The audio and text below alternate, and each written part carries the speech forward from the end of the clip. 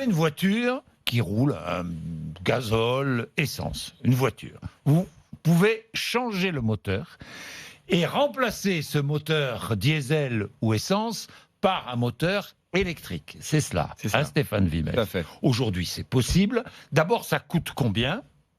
Aujourd'hui, on est sur des tranches de prix autour de 15 000 euros avec la pause. Ça coûte 15 000 euros avec la pause. Oui, c'est pas donné.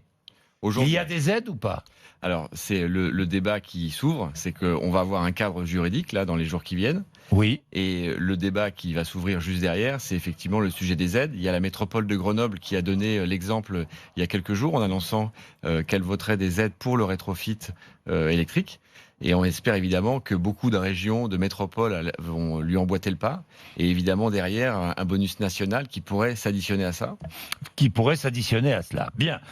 Stéphane Vimez, vous-même, vous transformez des 2 chevaux, des Méhari, vous enlevez le moteur thermique et vous installez un moteur électrique dans ces véhicules. Oui, c'est tout à fait ça. En fait, on a une activité traditionnelle, donc, Oui. où on restaure ces voitures anciennes, mais on a fait le choix il y a plusieurs années de s'orienter sur l'électrique parce qu'on pense que c'est aussi l'avenir et que ça se conjugue très bien avec les anciennes.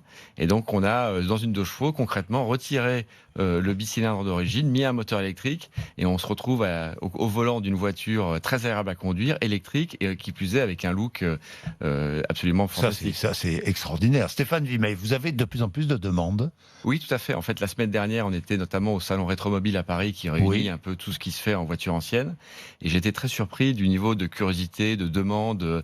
Les gens veulent savoir quand les kits vont être disponibles. Ils ont tous des idées de voitures à convertir. Et oui, j'étais très surpris de la vitesse à laquelle les mentalités changent autour de ça. Combien de temps faut-il pour changer de ce moteur? En ce qui nous concerne, nous, on prévoit une vingtaine d'heures dans les... Vingtaine d'heures. Bon, c'est assez vite fait finalement. Tout à fait. Assez vite fait. Est-ce qu'on peut changer le moteur de tous les véhicules? Là, aujourd'hui, dans le cadre de l'arrêté là, qui va être passé au journal officiel, on parle de véhicules de plus de 5 ans. De plus de 5 ans, oui.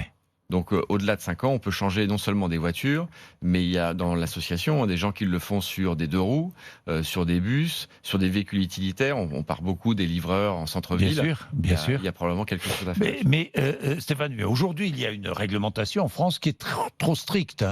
L'Europe, c'est la France qui a pris l'initiative et l'Europe va assouplir, si j'ai bien compris, cette réglementation. Tout à fait. Alors, ce qui s'est passé, c'est que finalement, il y a des pays qui avaient pris des réglementations locales.